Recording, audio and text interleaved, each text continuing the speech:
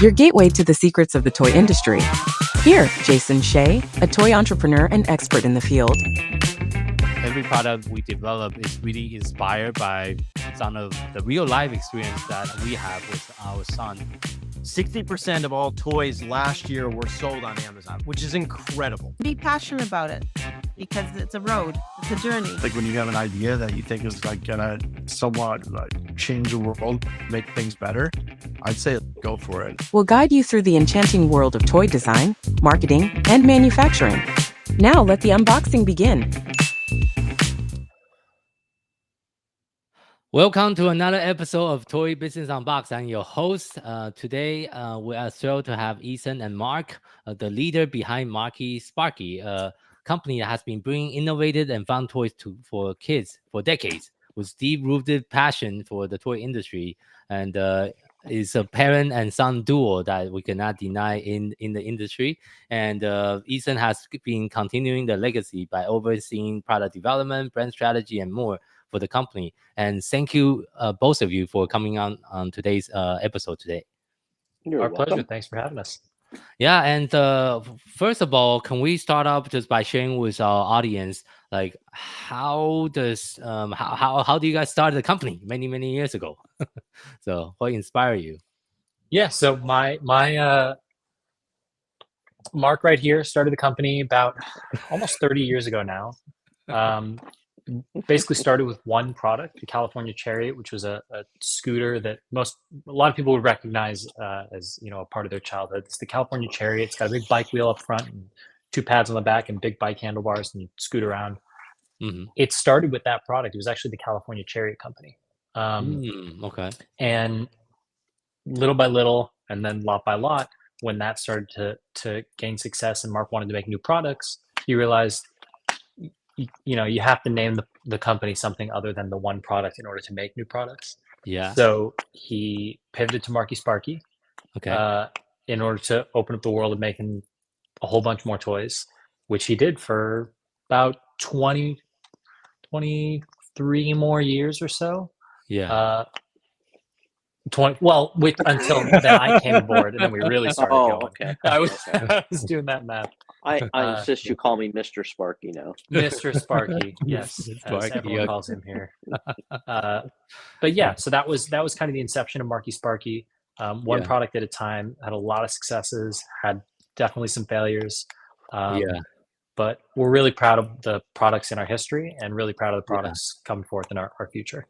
And I think Mark is such a legend in the toy industry. You did invented one of the Nerf bow and arrow product as well, right, Mark? That's true. I don't know what year you invented it, but 1992. 1992. Oh, okay. That's a long time. Mark is the he's on the Mount Rushmore of old product inventors of the toy industry, of the toy industry. I would say he's a lot of people don't know the lineage of a lot of these toys. And he knows them because he was there. Mm-hmm. So it really is cool to talk to him about all the things that he was a part of even before his own company, and to learn about the landmark toys that either he helped design or more often than not wholesale invented, and then either was working for a company or licensed it to those companies. It's really amazing to see what that lineage looks like. I see. I sound like a pretty fun guy. You are a pretty fun guy, of course. And I'm going to throw some question that's not in the interview question, just out of my personal curiosity. Okay. Because I also grew up in an entrepreneur family. My dad also run a business, but growing up, I have been always living under the shadow of his success, so to speak. So when I grow up, when my dad asked me the very important question, do you want to take over the business? I say no, because I want to build something bigger than yours. That's what I told him. So for you, Ethan, like growing up under your dad's shadow, what went through your mind when your dad approached you and say, let's do this and grow this business together? So what's interesting is there's two things about that. One, I never felt in his shadow in that way. Okay.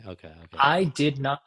he was growing up. He was my dad, and what my dad did was what my dad did. In the same way, a lot of other kids' parents had other more typical jobs. Yeah. My dad was a toy inventor. Yeah.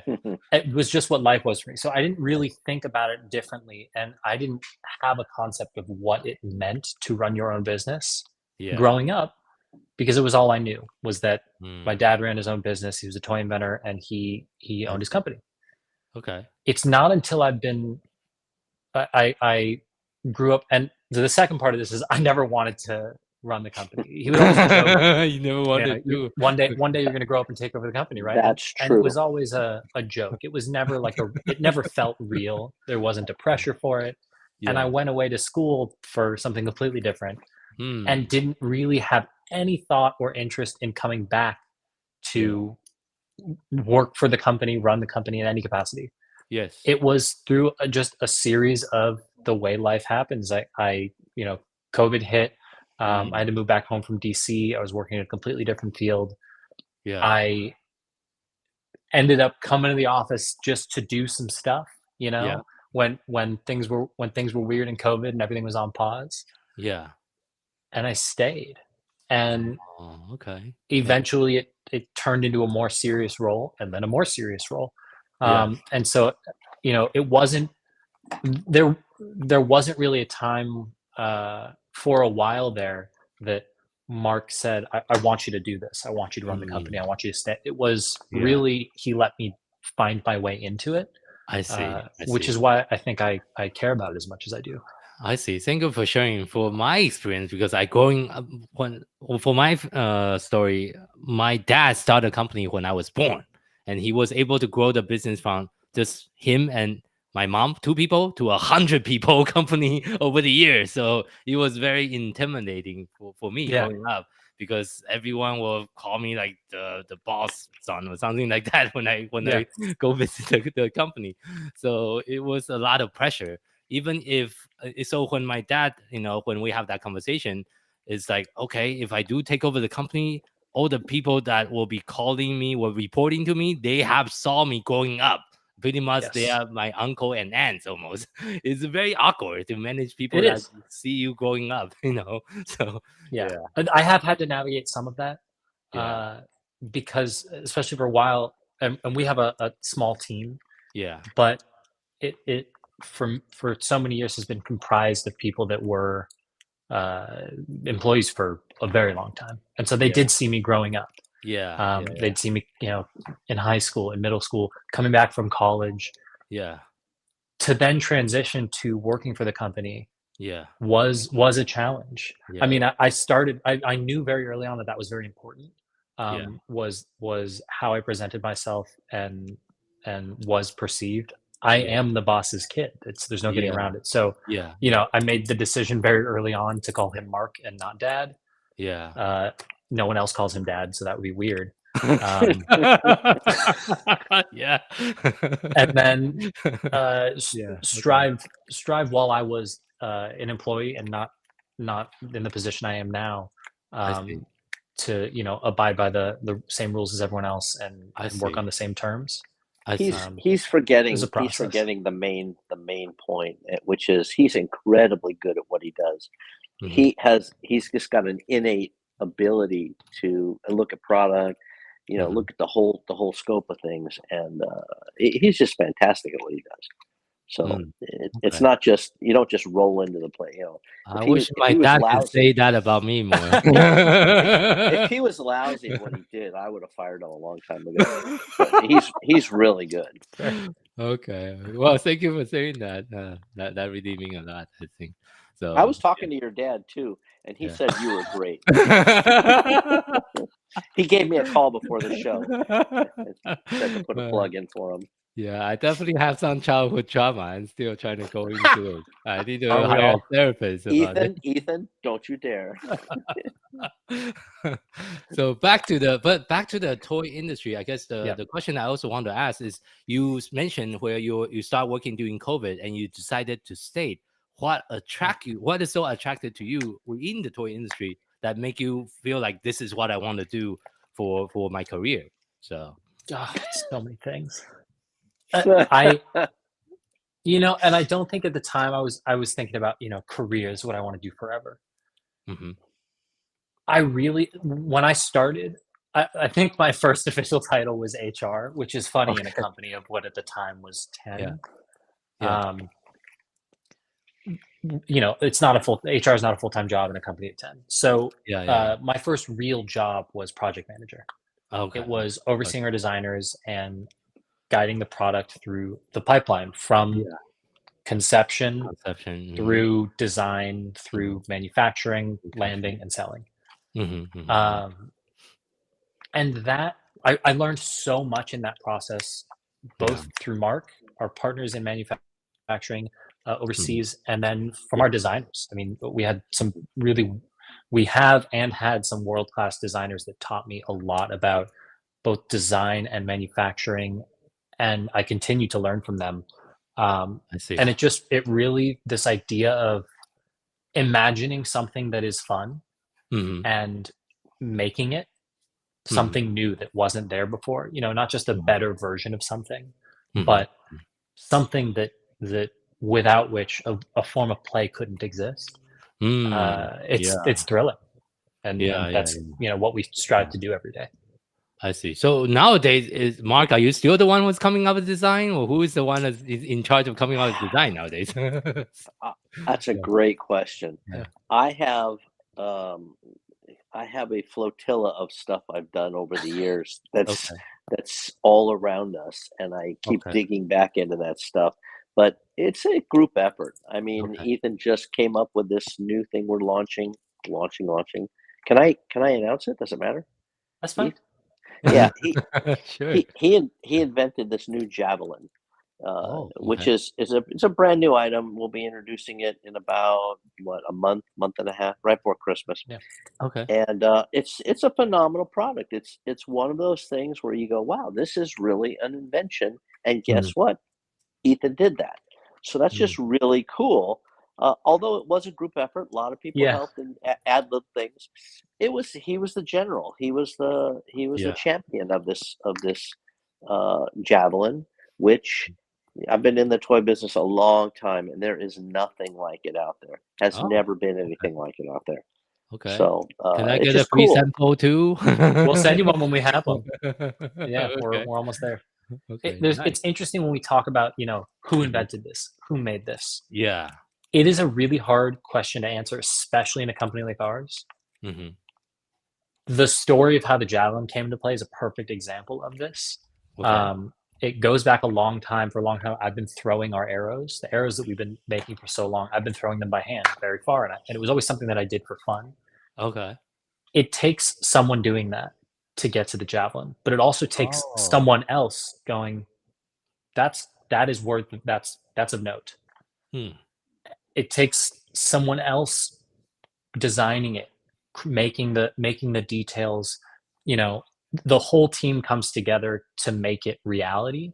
That saying one person invented it it's just does a disservice to the team, I think. I see. How big is the team currently? Currently, we're at I think our team is this big. I believe we have a team of 8 right now. Oh, okay. Got it. Yeah. That's a decent size. And you do all the design in US, and you work with manufacturing company in China, correct? Yeah, we have really, really close manufacturing partners in China that I see. We trust implicitly. So were you able to learn some Chinese over the years, so we can do the interview in Chinese now? Yes. I know basic numbers. There was a time I was doing so good. Yeah, no, our Mandarin is not good. Yeah, or non-existent. We are blessed to have manufacturing partners whose English is very, very good and better than our Mandarin would ever hope to be. I see. And I think I want to kind of continue on with the current landscape of the industry. I think it's getting more and more competitive nowadays. Of course, obviously, compared to when Mark started, there's just a lot more company, a lot more product, a lot more demand, and it's harder to get people's attention too, I feel like. So that's a hard concept. When I was starting, I was licensing. And so the licensing landscape was a lot different then. There was a couple of major toy companies. You took your stuff directly to them. It's not hard if you go in the right places. It's not more competitive if you go in the right. In fact, it's less competitive because it's hard to do it. It's hard to do it. So not many people can do it. True. So if you're starting in your garage or with the advent of I can do that too. What are we doing? With the trying to get you off my screen. No.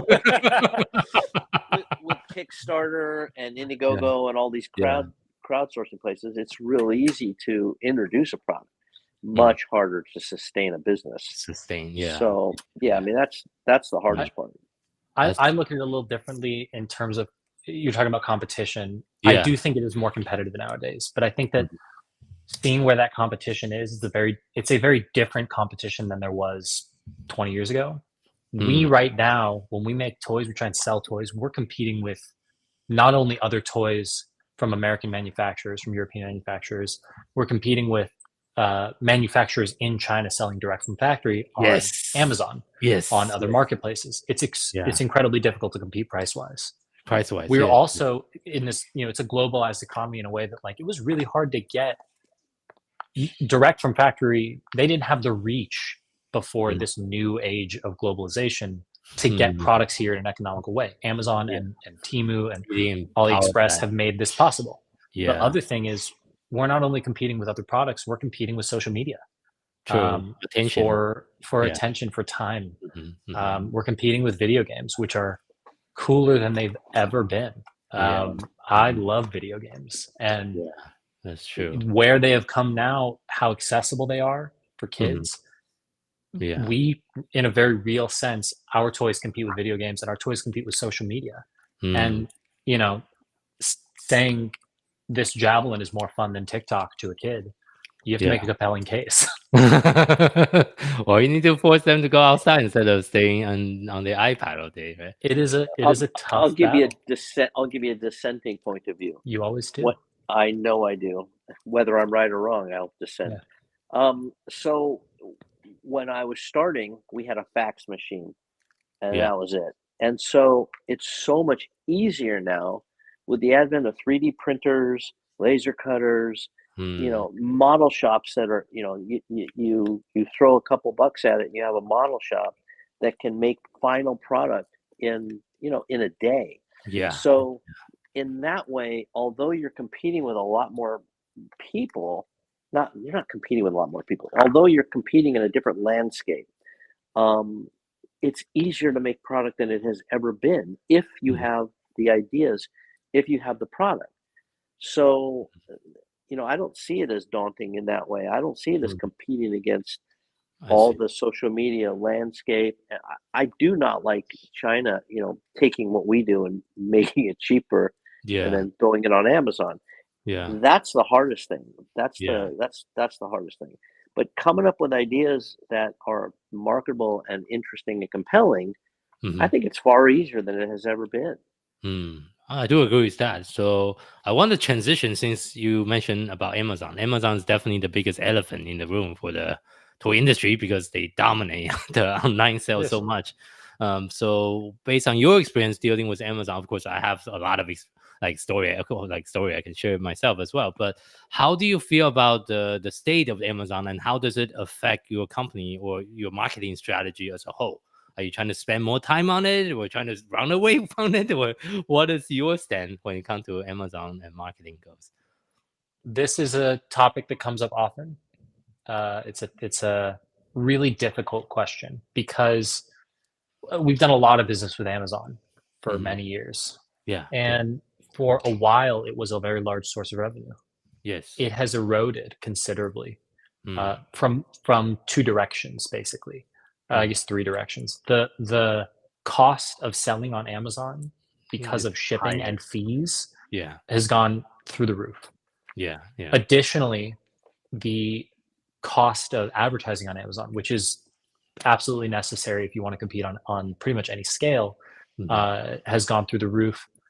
In conjunction with the third reason, which is the direct from factory sellers of similar product, The competitive landscape is unlike anything that we've seen before. Hmm. If we're selling a product for $30, and that is essentially the price we have to sell it at in order to make any money on Amazon to keep our numbers in line and actually turn a profit. Yeah. A factory in China can sell it on Amazon for $22, $19.99, $18, $17, and still make a profit. Yeah. While spending 3, 4, 5 times more on advertising for the same keywords we're bidding for. Yeah. It's it's inescapable. And it looks just like our product. And it looks just like ours. Does it perform the same? Probably not.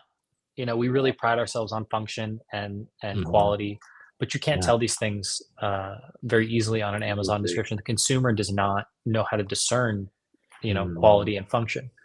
So long term, we've made the decision and seen that largely, no matter how much we sell on Amazon, it's very difficult to turn a profit. Because of all of these factors. And so we are pivoting. We're not going to stop selling altogether on Amazon, but we've realized it's not a growth market for us. And so new products that we come out with, are not geared for that market. The other thing is we got really tired of how our product design pipeline was constrained by Amazon. Okay. The way that Amazon structures its shipping prices is very restrictive. It has to fit within what we call the magic Amazon box. If it doesn't fit in this 14, 16, 8, something like that. No, it's 18, 14, 8. It's close. 18, 14, 8. If it doesn't fit within these dimensions, and we're talking by a millimeter, and these are scanned by lasers and robots. Yeah, you have different sizing tier, then you increase the fulfillment price. You instantly get charged another $4 or $5. Yes. And so we would find ourselves in discussions of product design going, we can't make the product we want, how we want to make it, because it has to fit in this box. How do we break it down to fit in this box? How do we make this shorter, make it 2 pieces? And we'd end up with a worse product. We were doing all these things to design product in a way that shipped according to Amazon specifications. It was a very sad way. A sad thing to include in discussions very seriously in product design. So we're making efforts to knock that to the side and not make Amazon a core market. Yeah, I think I do agree with that. But for outside Amazon, I think I did a whole webinar about it a few weeks ago about like the 5 pillars we should be focusing on as a toy and game entrepreneur. That's like the content, which I think your product will make some amazing content because it's about outdoors, it's about kids playing outside. And that's also, of course, you mentioned about social media marketing. It's like the second pillar. Then you also want to really start doing more pay advertising outside Amazon, which is a whole different ballgame, by the way. When you are doing Google ads, YouTube ads, and Facebook ads, and Instagram ads, very, very different than Amazon ads.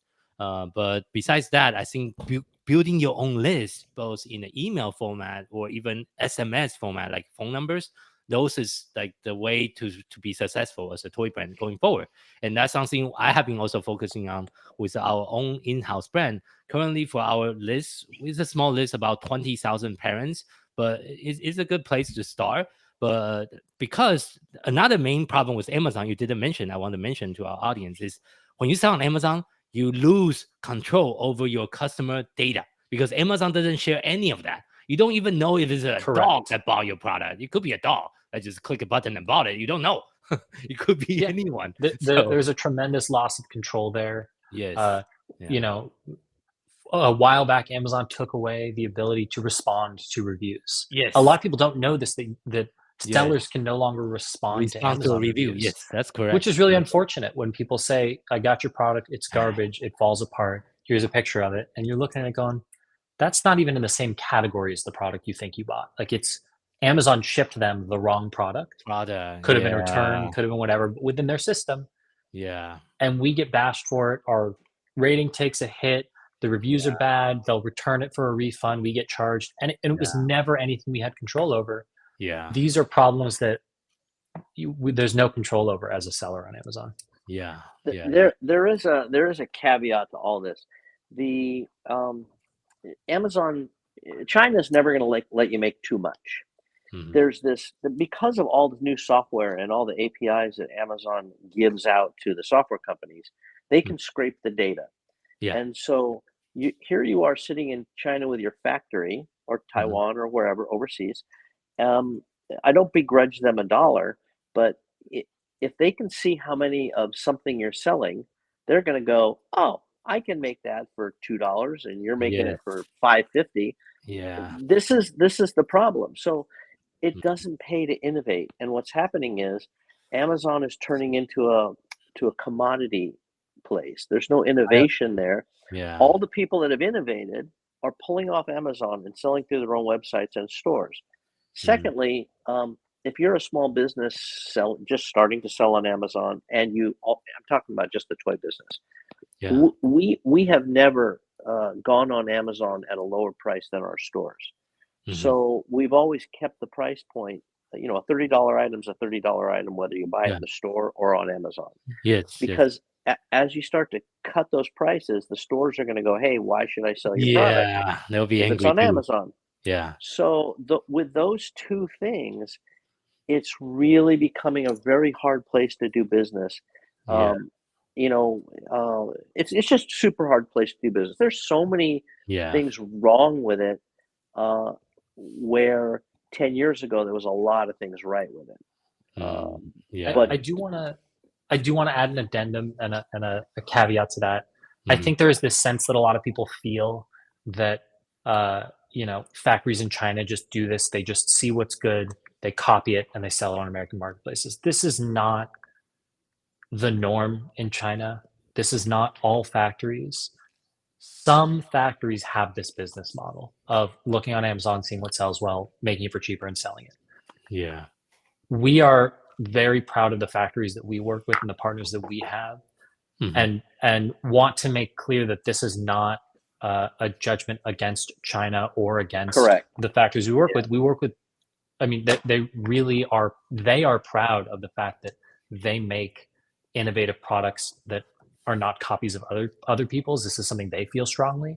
And so we just want to make sure that people don't get the sense that this is a global problem. But there's always some rotten apple in the group that kind of ruin it for everyone. It's not rotten apple. It's a business. It's a business concept. It's really not. They just do it because that's what they do. That's their business model. They see something good, they go, we can make that, and then they make it. And so again, I don't begrudge them. That's just the business model. Amazon's the one that's not honoring copyrights, trademarks, patents. And so that's an Amazon problem. That's not an overseas problem. I see. I see. So I want to go back to the toy design piece, because a lot of the product you design, just like you mentioned, is very innovative, very different than everything else that you see in the existing marketplace. With the trend of social media, like for my kids, they're always on YouTube after homework. How do you really figure out what kind of toy that can still capture the kids' attention nowadays? Do you have any tips or tricks that you would like to share with our audience? Yes. We ask ourselves this a lot. Do you follow the trend? Do you follow what people want? Or do you try and get ahead of it? Do you follow what you want? We, because of the way we work and the way we think, very often or always are thinking, what am I excited to play with? What is something that I want? The Javelin to me is incredibly exciting. We are constantly playing with it at work. We're constantly finding excuses to go throw it in the parking lot. That to me says it's a good product, because if I want to play with it and our designers want to play with it, other people will want to play with it. Okay, that's a good way to look at it. This holds true for all designers, all inventors in the marketplace. Build what you want, build what you like. If you don't like it, go ahead. We have tried on several occasions to we'll go into Target, we'll go into toy stores and see what's hot, and go, all right, how do we make that better? What's a way we could do this? And we'll make something. We'll make a rapid prototype of a game, of a product with a new twist. We'll have some idea, and we'll play with it, and it'll work. It's not exciting. It's not exciting. Okay, that's important.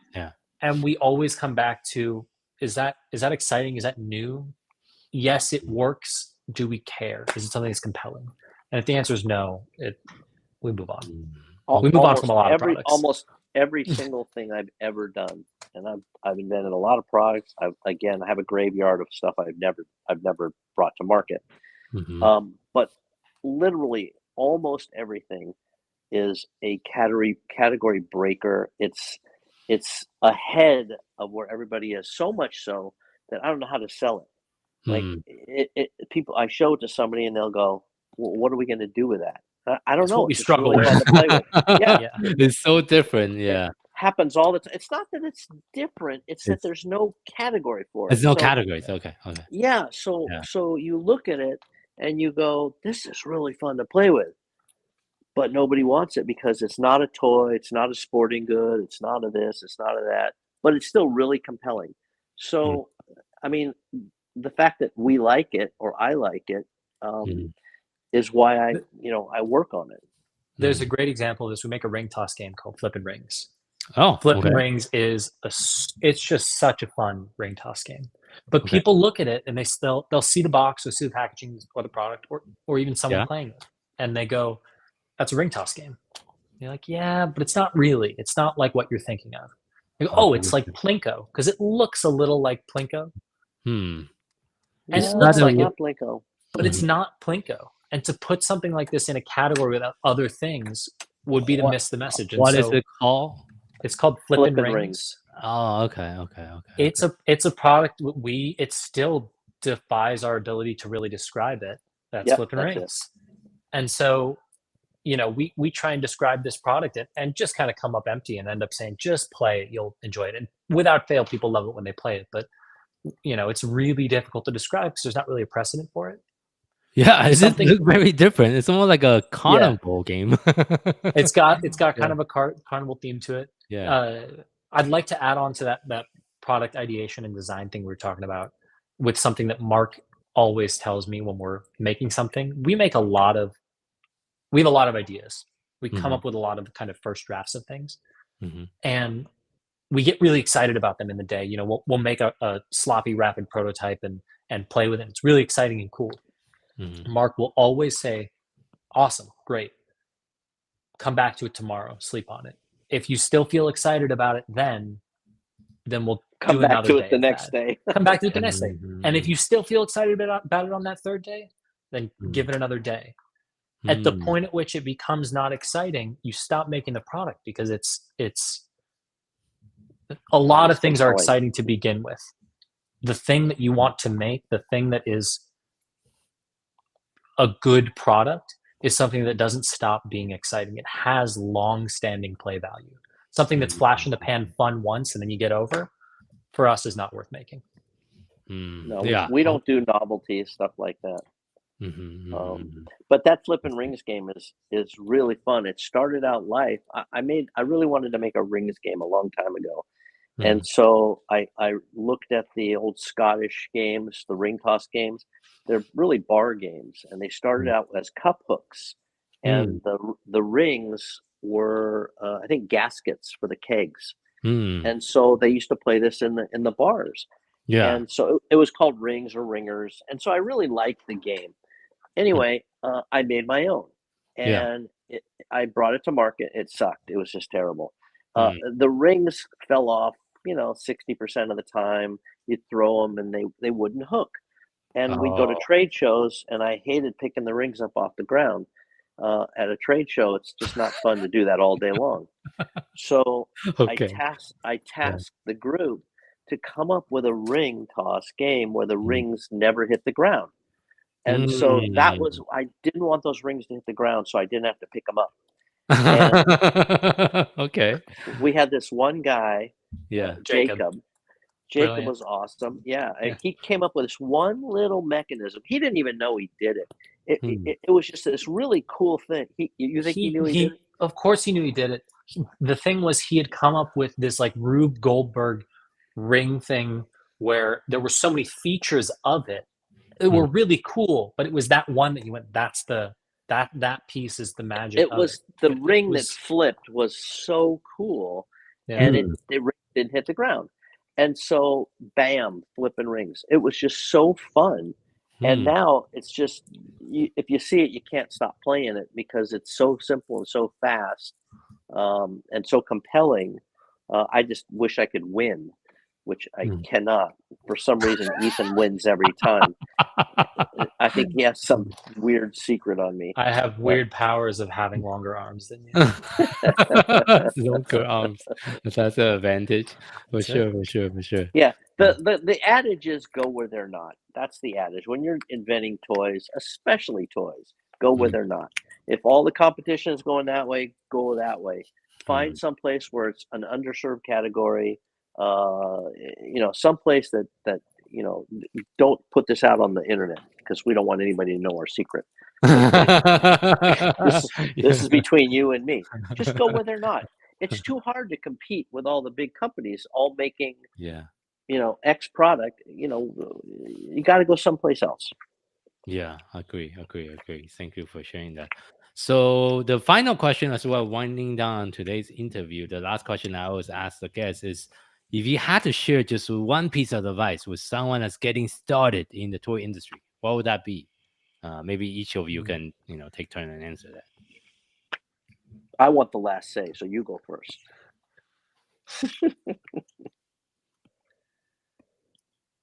Ooh, deep silence. That's a really tough one. I think. Well, I'll zero in on design and production. Don't spend money on things you don't have to. Development is very expensive. It can be very expensive. There's a lot of companies that will offer services. They'll design your product for you. They'll design packaging for you. They'll help you with tooling files. They'll help you with this. They'll help you with that. They'll help you with graphic design. These things are very expensive and not wholly necessary.